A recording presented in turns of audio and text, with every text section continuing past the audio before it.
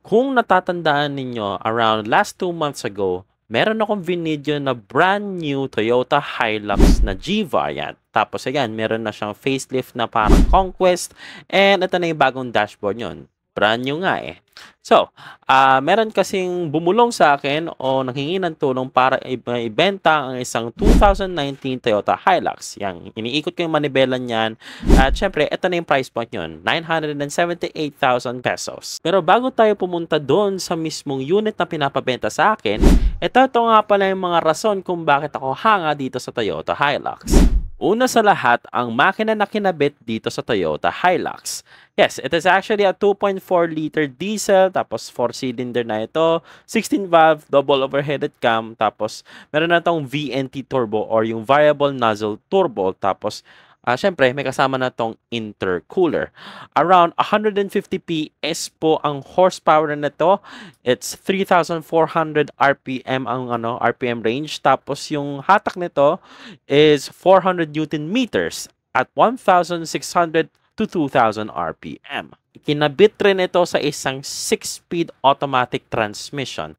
At kung sisilipin natin yung pinapanood nyo right now, yung radiator cap ay mismo na doon sa may reservoir kung saan tayo maglalagay ng kulat.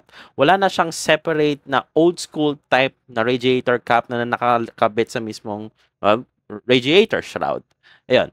But, ngayon, ganoon na talaga ang technology ngayon eh. At napapansin ko kasi, ginawa nila yon para maiwasan yung pagbukas ng radiator cap ng unintentionally. Tapos, syempre, pag may pressure yan, sasabog yun sa mukha natin. Ganon. Another thing, the mere fact is, syempre may dipstick pa tong mga sasakyan na to kasi may mga modern na sasakyan na wala na po siyang dipstick tapos titignan nyo na lang yung oil level at yung oil life ninyo sa may infotainment system. Ang next factor na gusto ko sabihin, but this would be on a negative side, ay bakit parang nakadaos-dos lahat ng mga pickup na napapansin ko? Hindi pala lahat, majority of it. What I mean daos-dos is, nakikita niyo yung nguso doon sa harap, parang nakasubsub siya eh. Ewan ko kung bakit ganito yung spec ng mga pickup na karamihan na napapansin ko. Alam mo parang, nakasubsob pa harap. Hindi ko siya napapansing maganda siyang tignan. At di ko na lang alam kung anong sadya nito. Dahil ba kapag pinuno mo yung sasakyan, dun lang siya magle-level. I think mas maganda talagang sadya siya naka-level kahit hindi mo siya lagyan ng maraming gamit. O dahil ba sa naka-leaf spring to, pansin ko rin to sa mga bagong Land Cruisers or yung mga LC200 specifically. Kaya iba, meron akong narinig na chismis o mga kasabihan na kapag ang sabihin natin Land Cruiser na Dubai, napunta tayo sa Land Cruiser. Land Cruiser na Dubai version, yun ay parang naka-level na yung right height nun. Hindi tulad dito sa PHDM, yun ay nakadaos-dos, nakasubsob. Pero ganun din ang napansin ko dito. Pati na rin isasama ko yung Triton, na umabot pa sa Triton. Yung Triton na drive ko, yung both GLS tsaka yung Athlete. Well, yun lang naman ang napapansin ko. And kahit hindi pa ako nakapag-drive ng Hilux, joke lang, nakapag-drive na pa ako ng Hilux, ito sa GRS1. So, yun, napansin kong medyo matagtag nga naman. Kung ako tatanungin as a driver from Toyota na galing sa Fortuner tapos lumipat sa Hilux, enhanced na rin yung tagtag nun. But needless to say, masasabi ko meron pa rin. Ito na nga pala ang huling factor na gusto ko sabihin sa inyo about sa Toyota Hilux. Doon muna tayo sa labas. Unang-una yung harap, ang gwapo talaga. Mas maskuladong tignan.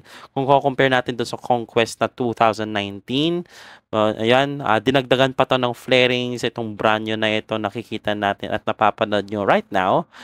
Yung very bright LED turn signals, yung headlights, and syempre dito naman yung natin, yung park lights natin dito sa tail light. Although halogen pa yung mga bumbila ng turn signals dito sa likod, and syempre I think I also guessed it na probably LED na yung reverse lights ng bago. But yung natin dito, yung makikita natin doon sa 2019, para sa akin wala namang masamang tignan kung kung upgrade nyo naman yung yung taillights nyo from the 2019 version and you're gonna put it onto the 2023 one. Tapos yan, yung mga side mirror housings natin dito is completely chrome for the brand new. Tapos may mga LED strips na rin siya dito. So, without further ado, let's go on to the 2019 na pinapabenta sa akin ng isa sa mga kaibigan ko. Let's go, and this is, by the way, uncut nga pala itong video na ito. See you there. Hello and everyone, nandito ako sa labas. Yan, ito yung susunod na binibidyo ko, yung Toyota Hilux 2. Check natin sa price tag kung anong year model to. It says there 2019. Tapos ito nga pala yung price point, 978,000 pesos. Tapos it's actually low mileage siya, 43,323 kilometers. Ay de, joke lang. 43,233 kilometers as it sits.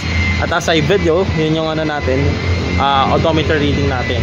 So yan, yun yung very very shiny paint. Tapos yan, tapos ito na sa likod. Yan, yung mga natin, cargo natin, yung bed. Tapos ito yung fuel door natin. There you go, it says there diesel. Just to remind you na syempre diesel ilalagay mo. Tapos angat nga natin yung hood. Tingnan natin yung makina na to. Just to notice you guys, ito full LED na upgraded itong mga headlights natin. Pati yung high beams, yung lang natin, yung fog lights lang natin is saka halogen bulbs pa. Yan. At ito nga pala yung makina, yung 2GD FTV na makina. Kasi G variant nga naman siya. So yan. Very very clean, very very neat presentation. Tapos yan. Very very famous engines, syempre mga natin. There you go. Tapos yan. Ayos naman siya. Okay lang naman siya. Pala yung mga grab handles natin. Yan. Chrome finish na siya. Tapos yan. Yung mga step guards tayo dito.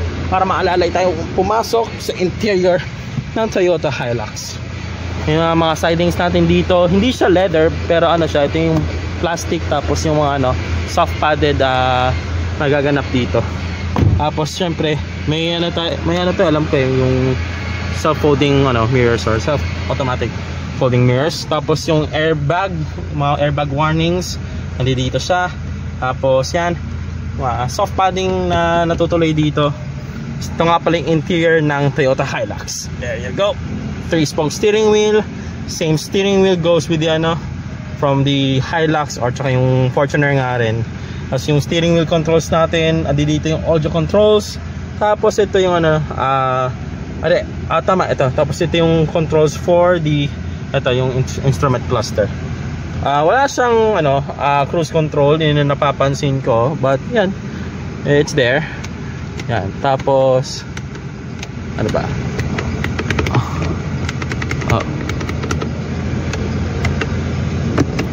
Sunshade holder. Yan. Tapos yung mga lighting natin dito, fabric seats. Yan.